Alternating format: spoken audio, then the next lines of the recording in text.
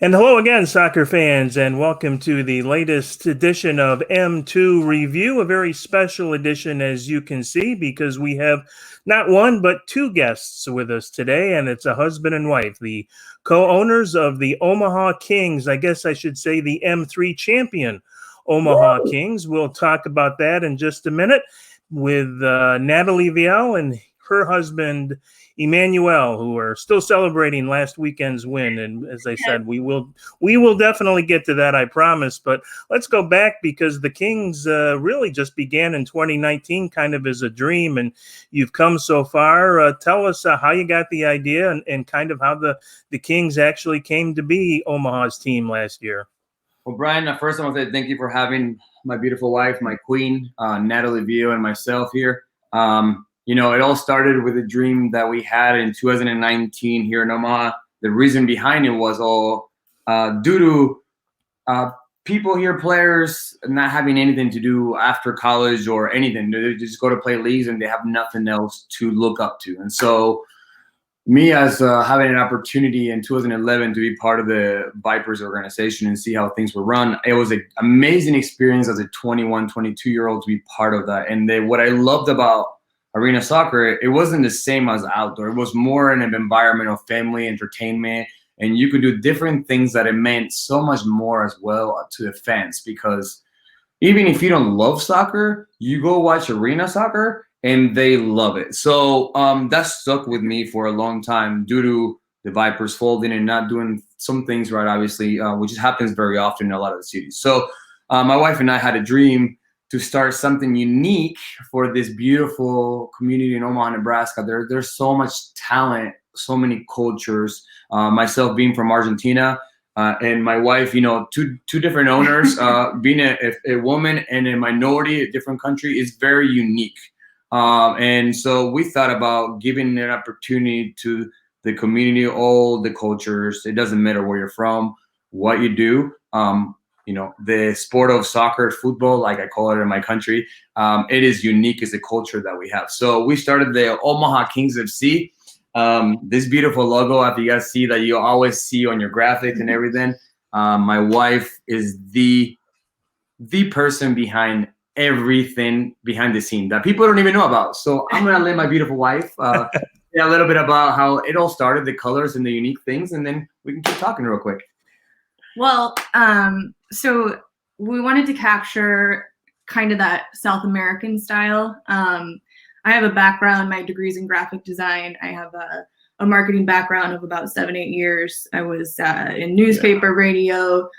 I was a marketing director, and I worked with the TV stations a bit. And so I have worn pretty much every hat an agency wears.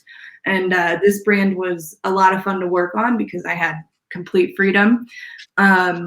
Our team is full of different cultures from all over the world, and soccer is a very worldly sport. So we wanted to create something a little bit different than what Nebraska normally has, kind of capturing that South American style flavor of soccer. We really like Miami and kind of just that tropical feel. So, and I know it's kind of funny because we live in like the Arctic, but at least lately. Yeah, negative 24, let me tell you. But the idea of it is not so much to connect to Nebraska, but the fact that it's open to all cultures, that soccer welcomes into the world. Yeah. And so I've built the brand, I built the colors, the typography, the website, I do all the social media. And then I got to give a shout out to my photographer, who's absolutely wonderful, Corey Klabundi. Photography is amazing. Half of what makes up the brand. If you have good photography, it's great. I'm a strong believer in having professional graphics that look good, reflects very well on your business and your brand. So that's kind of what we were shooting for, even though it's just us two doing this. We had a dream to do it right. I do have a background. I cheered for arena football back 2008, 9, and 10. And so I got to experience also kind of an arena style company, and I got to see how they did it. He got to work with the Viper, or played for the Viper. And so we make kind of a unique team, and he's the soccer, I'm the branding. And it goes well together, you know. Yeah. It's not easy. Not easy. So people are like, "Oh, you." No. Let me tell you something. It's not easy. It tests you on every level possible, especially married. I mean, you know, we make it work, but it's not easy. You know what I mean? But this is how it all started. You know, yeah, it all came together though last Sunday with that championship win, 13-7. I know you're still on cloud 9 from that. Let's talk specifically about that game and what your thoughts were going in, and how it all played out for you. Well, you know, it's been a long season for a lot of us. You know, it's been a super competitive season. But here's the thing about us: that a lot of the guys are invested in us. You know, they know who we are, they know what we're here to do.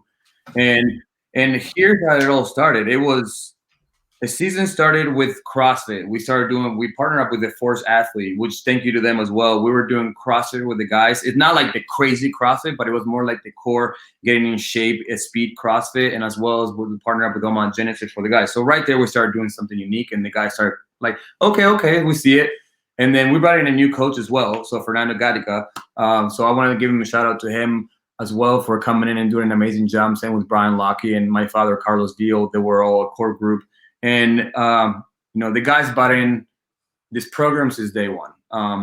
And it got into this Sunday, and, you know, we played Wichita, M2 first game. We won 11-8. That was a very tough game. And then we ended up playing the final against Sunflower State FC.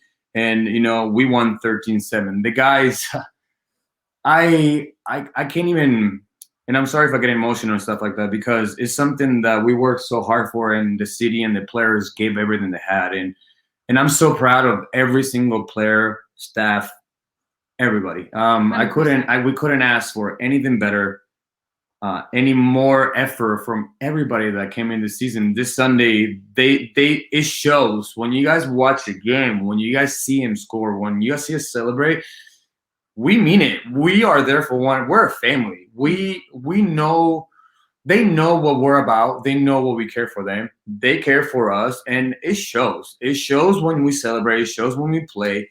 You can tell the difference of teams and who is there and who's that. And this Sunday, the guys put it to work. We started slow. We started moving. We started losing. We were down 5-3 at half.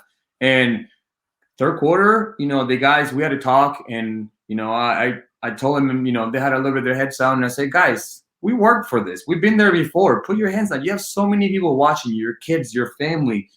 You know, you've done it before. You have, you know, 30 minutes, and use third quarter, they score 6 goals. Like, I mean, unbelievable. Yeah. The passion, the heart. Natalie and I we're so proud of. We're so proud. Like, I cannot even look back in a year and 3 months to see from the PSL to going this to having people come in from out of town, to players asking us, you know, professional players seeing what we're building, to asking to be part of this beautiful project that we're building. And Brian, tell the truth, we have everything invested in this, and we care from the top to the bottom. We care about our players, the ones that get hurt. We're there for them. We're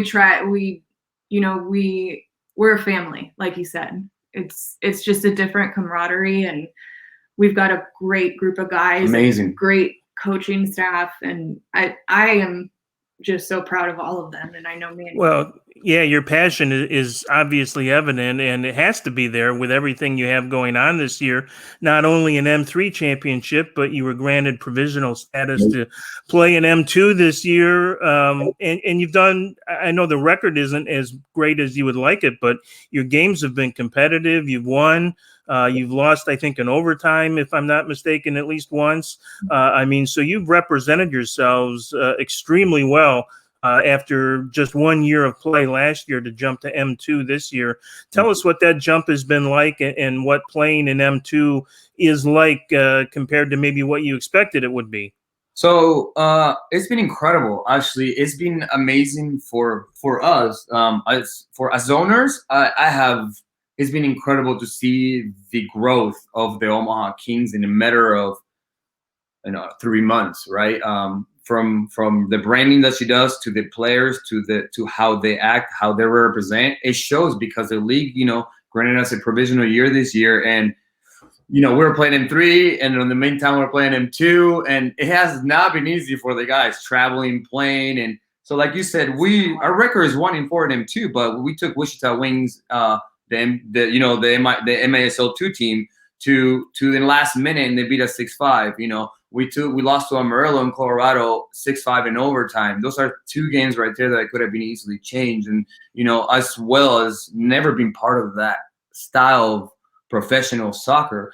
For my experience, it's a different level for sure. It's great to have those guys see that because it gives them that experience to be part of the arena, right? To be that experience, and then now they're like, oh, this is what I like to be a pro. This is what it's like to have those kids come up here, and so they got that taste, and they you can tell from all the games, and then still M3, they still go. They know what we're doing, and it's been incredible. So from M3 to M2, it's been a different experience of professionalism. The game is different. Obviously, you got a lot more professional players, more players of experience that have played the game before. So it's a little bit different because now they know, instead of running so much, they know where to be at certain times, movements. And so now you start picking up certain things that they've never seen before. So as the perspective was that part, it's been incredible for the guys. I mean, yes, the record is 1-4, but if you watch the games, it doesn't seem like that because the guys never quit. I mean, they never put their heads down. And to me, as the owners, that's what you ask for players. They never give up, especially as amateur players that they were before. To being at that level, I'm just impressed by all this local talent, all this passion that's bringing in. And so I'm excited to see the remaining games of M2 because we still have 5 up to 9 games remaining. And so we have some new talent coming in as well. So I'm excited to see what we got coming in, So we got well, you've got big plans all across the board. And Natalie, maybe you can talk a little bit about what your dream is going forward, a women's side, an academy. I mean, what you've accomplished in 15 months is remarkable, but it may even pale in comparison to what's ahead. Do you think? I do. I'm really excited. As a woman, I really am excited about the Omaha Queens side. We are going to launch a women's side. And again, I didn't play soccer. I came from the dance and cheer world. But as a woman, I'm definitely for female sports and females excelling in all areas that is equal to everyone else. So I'm really excited for the Queens. We have a lot of work to do to get that going, but it's in the works right now, and I can't wait. The logo for the Queens is very similar to the Kings. It's going to be a very cool brand once it's all revealed as far as that, and then getting into our academies and building the brand that way. I mean, I don't want to say this because the Kings might get mad, but I feel like the Kings might be a little bit bigger than the Kings if it does happen. Just saying, because it's needed, right? And so the idea behind it was to have something for women's too as well. There's always clubs and academies and everything, but what is it for them outside of that? So idea is to have indoor Queens as well, and start structuring the Kings and Queens, and then start structuring the ideas that we have, right? Like we were talking about, the indoor, the futsal, the little Kings, the little Queens. And that's something that we worked so hard to come up with our brand, a general brand. And here we are today, with an opportunity to a year and, like you said, 15 months to start our amazing project that we had an idea to start, 5 years from now. It's been incredible. The support, it hasn't been easy, right? It wasn't always the support you want, but you have to grind as owners, as entrepreneurs. People got to know that it's possible. You just got to keep going. Everything's possible. It's not easy. You're going to have everybody or people that you might think is your friend that might not be your friend. Yeah. Or people that you thought were supporters, they're not there. but it's what you do for the community and how you represent and what you show and how you achieve your, like, this trophy. Like you were saying earlier, people want to see you, do something. And here we are in 13 months. And it takes people normally 15 years to get a trophy. We did it in 15 months, and with all our investment, our life, our savings, our blood, our tears and sweat, here we are. Like, we're making it happen. And so I put this picture up because I particularly like it, actually, for two reasons. Because Rafa Nascimento is one of your better players. He's actually played in more than 40 major Arena Soccer League games, including his first season with the Florida Tropics down here, who I cover. But the reason I really like this picture is you talk about the community support. Look at the fans behind Rafa at your game. I mean, they're 4 or 5 deep and mostly wearing masks, which I'm happy to say. But that certainly speaks to the kind of support already in the Omaha community that you're getting, and probably that's even more rewarding than a championship trophy, I would guess. Yeah, for us, it's incredible. Like, you see in the picture, but you don't see the whole facility right there. You see there's more people behind it, but we spend a lot of money on we spend a lot of money on merchandise, on scarf, and things that it makes a difference, right? So now you're branding it with the players, you're branding it with the fans, and so fans come in, they're support us, they buy our merchandise, they buy our face masks, they buy our scarves. The crazy part about it is we're here cheering, and we have fans coming in with drums. I mean, there's people wearing Queens and Kings outfit, and it's dressed up as kings and queens. It's funny. It's unreal to see what we created and what the branding that my beautiful wife has done. People don't realize those things matter, and a lot of people, think that money will stick, and it doesn't work that way. You have to have something that people want, right? And so, and we really want to build a community staple here in Omaha, and our fans are just awesome. They're amazing. The idea with the academy is those kids have something to look up to. They have our pro teams to look up to, and they have a chance to go into that arena if they want. Well, not arena, not just arena, outdoor futsal. And then our players have a chance to show their skills, their knowledge into those kids, like in our countries, right? Like, and that's the whole thing about it is we're making it happen one way or another one, with help or without help.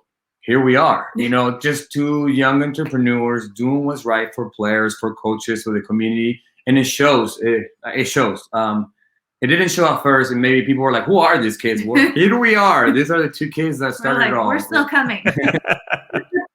We're still going. Well, I think the bottom line is, despite all the success, or in addition to all the success, the story is still to be written, and the best is yet to come for the Omaha Kings and the co-owners, Natalie Viel and her husband, Emmanuel. We thank you so much for stepping forward with the Kings, and I know I speak for the folks of Omaha who thank you as well for providing such great entertainment, and I know they're going to support you and look forward to bigger and better things as the years go by in Omaha. So this season isn't over yet either. So who knows? Maybe there's another championship on the way, right?